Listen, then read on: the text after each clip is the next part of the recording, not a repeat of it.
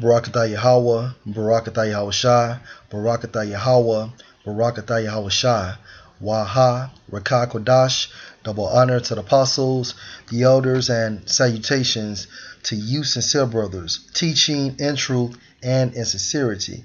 This lesson is going to be entitled Understanding Luke 14 and 26. This video is inspired by, through the spirit of Yahweh Ba'Shem El Shai, when I saw Apostle Gabar's video, Your Real Family. Luke 14 and 26. If any man come to me and hate not his father and mother and wife and children and brethren and sisters, yea, and his own life also, he cannot be my disciple. Now this is Yahweh Shah talking, going into how you have to count the costs in this truth, as well as you have to be able to bear your cross. Let's focus on hate in the Greek. And it doesn't mean how society utilizes hate at this time frame, okay? And let's prove that. Strong's G 3404, Messiah. When you examine this term in the Greek, it means feel and express nothing more than interest in or disregard and indifference to a thing. And that's the point. So this term hate, Yahweh Shai is basically saying that if your father, mother, wife, children, brethren, and sisters come against you for his name's sake, then you're supposed to hate them, meaning that you're supposed to respect to disagree with them.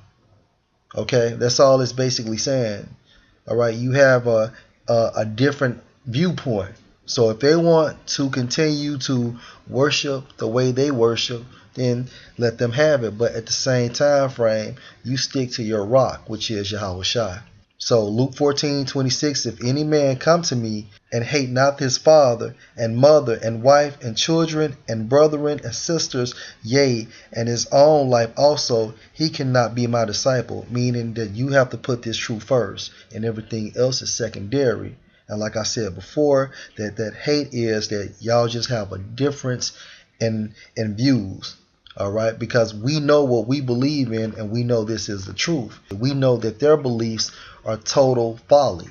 All right, and just to prove that this hate does not mean hate as well as we've been taught, let's go to Exodus 20 and 12. Honor thy father and thy mother, that thy days may be long upon the land which Yahweh Ba'Shem Yahweh Shai thy power giveth thee. And I'm going to repeat it. Exodus 20 and 12. Honor thy father and thy mother, that thy days may be long upon the land which Yahweh Ba'Shem Yahweh Shai thy power giveth thee. All right. So there's no way in the world Yahweh Shai would actually tell you to dishonor your family. Okay. Because you're supposed to honor your father and you're supposed to honor your mother. Because remember, Yahweh Shai came to establish the law. And just to prove that point, Matthew 5 and 17, think not that I am come to destroy the law or the prophets. I am not come to destroy, but to fulfill. For verily I say unto you, till heaven and earth pass, one jot or one tittle shall in no wise pass from the law. And all that means is that the least commandments shall not be broken, to all be fulfilled. Verse 19, whosoever therefore shall break one of these least commandments, and that's what that one jot or one tittle is going into, and shall teach men so, he shall be called the least in the kingdom of heaven. But whosoever shall do and teach them, the same shall be called great in the kingdom of heaven. All right. So Yahweh Shai is the volume of the book, and there's no way in the world he would tell you to break a commandment.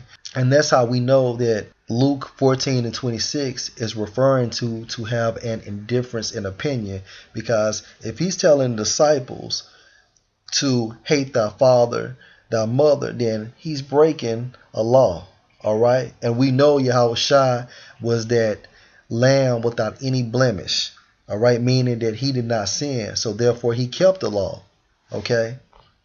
Let's look at honor. Referring back to Exodus 20 and 12, honor means to have a high respect, great esteem. All right. So you're supposed to have respect for your parents. You're supposed to esteem your parents because, hey, they're your parents. But at the same time frame, when they come against you regarding this truth, then you're supposed to respect to disagree. Ecclesiasticus 3 and 1. Hear me, your father, O children, and do thereafter, that ye may be safe. For the Lord have given the father honor over the children, and have confirmed the authority of the mother over the sons. And that's the hierarchy. Whoso honoreth his father maketh an atonement for his sins. All right. And he that honoreth his mother is as one that layeth up treasure. Whoso honoreth his father shall have joy of his own children, and when he maketh his prayer, he shall be heard.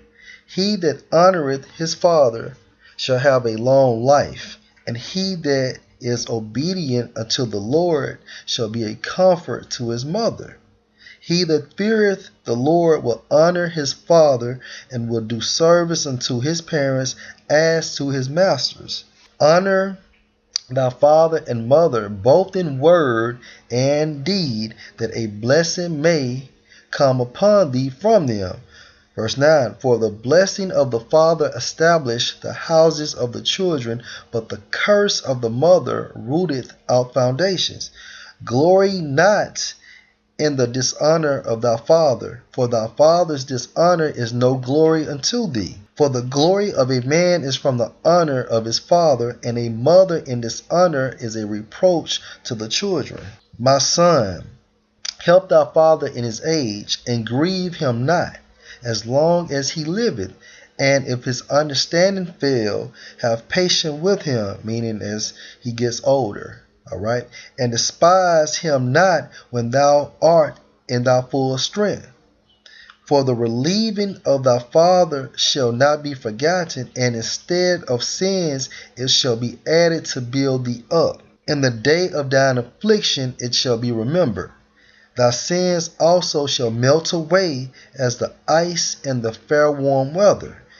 Verse 16, he that forsaketh his father is a blasphemer, and he that angereth his mother is cursed of the Most High. And that's the point. So in conclusion, Exodus 20 and 12, honor thy father and thy mother, that thy days may be long upon the land which Yahweh by Shem Yahushua thy power giveth thee. That's why precepts have to be upon precepts. Luke 14:26, if any man come to me and hate not his father, meaning that indifference in opinion, and mother, and wife, and children, and brethren, and sisters, yea, and his own life also, he cannot be my disciple. And that's why it's extremely important to examine these words in the Hebrew and also in the Greek to give you a clearer understanding of the scriptures. But at the same time, the Spirit has to be upon you. Hope you're edified. Shalom.